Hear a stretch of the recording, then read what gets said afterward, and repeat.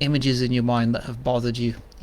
Let's say you had situations in the past that have played on your mind like a movie, and you want to be over it, but for some reason it just replays like a movie reel.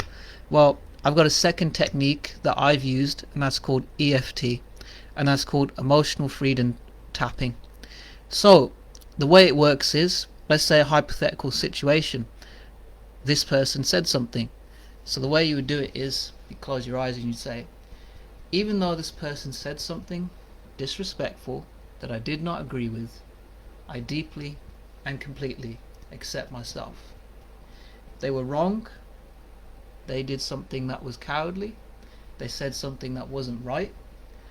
I know it's not true. I accept myself. And knowing this, I deeply and completely accept myself. I let go of what they said. I let go of how I felt. I let go of the anger that I feel. Although I acknowledge the anger that I feel right now, I deeply and completely accept myself.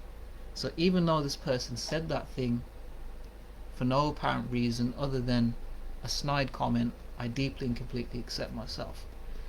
And the idea of this one is that this one can help you get out of the first phase of consciousness where you're feeling kind of like a victim, or you're blaming someone, or perhaps somebody did that to you, and that can help start the process of letting go of a lot of baggage of just negative comments.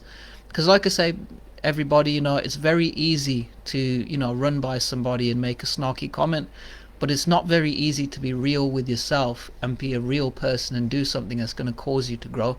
And this is the distinction that I want to make. You can either be a better person, build yourself up, build your own building, or you can tear somebody else down and make yourself seem bigger than what they are. But that's a very coward way out. So what I'm promoting is mindfulness, inner peace.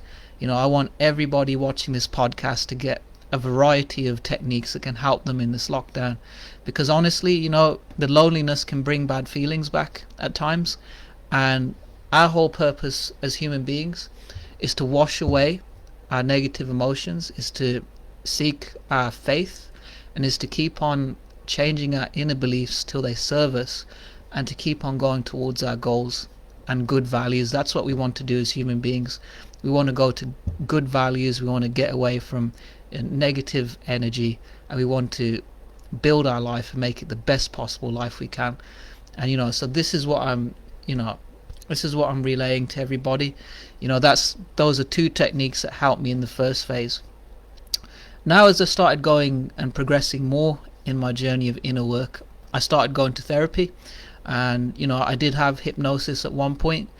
And the reason why I had hypnosis was, to share with you, I had lost my job, and I was totally crushed, and I was trying to get my driver's license, and for some reason I could not just pass it. I had meditated, I had used breathing techniques, I had gone through all of these different ways to try and get myself in the right state, and eventually I went to a hypnosis where I just surrendered to the hypnosis and just accepted that I was going to drive, not think about it, just be in my body on the day and just do it. And when I showed up, I passed my driving test, and I was absolutely ecstatic. It was amazing, and I felt finally I did it. Yes. So that helped me overcome a block that I had about scarcity. I was going to driving lessons over and over again, but for some reason every time I showed up to the test, it was just anxiety on the day. It's the pressure of the occasion, and sometimes that can happen to people. It depends the kind of person you are. We all have our inner demons, but I overcame them that day. And that's a second technique that I used. But I think that's just one of those that if you find you're having a lot of blocks about it, that could be one that could help you, because hypnosis can help change your inner dialogue to help you follow through on the goal.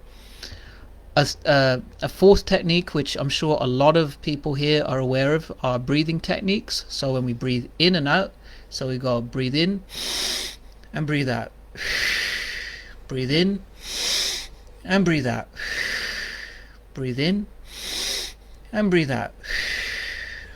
And one technique that I find that helps me, let's say when my mind is going off and it's just racing and it keeps on repeating one phrase over and over again, is to use the incantation or